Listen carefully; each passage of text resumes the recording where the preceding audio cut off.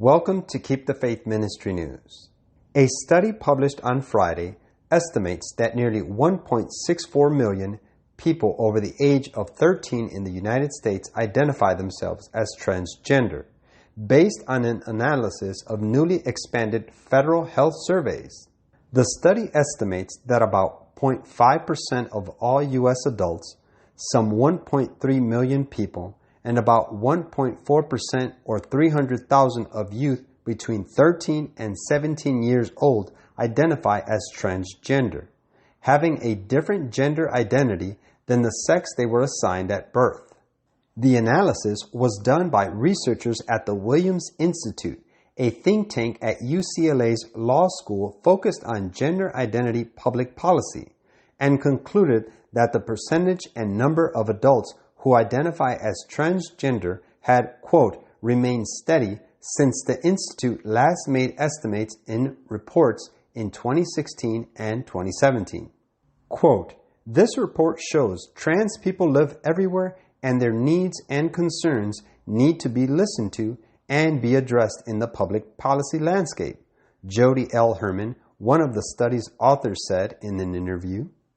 The researchers used data collected between 2017 and 2020 from two different kinds of surveys done by the U.S. Centers for Disease Control, CDC. Jay Sebelius, a professor of medicine at the University of California, San Francisco, who was not involved in the study, called it the best population estimate yet using the best available data that we have currently to make these estimates. Quote, that being said, even the best available data is not great, Sebelius said, adding that findings of the new study, which was not peer-reviewed, aligns with earlier estimates. Sebelius and a colleague conducted a peer-reviewed meta-analysis published in 2017 in the American Journal of Public Health that found nearly 1 million U.S. adults were transgender, based on more limited data than the Williams Institute study. They called it a conservative estimate and concluded in their paper that future surveys would likely find higher numbers of transgender people. The Williams Institute researchers and Sebelius noted the CDC data has limitations.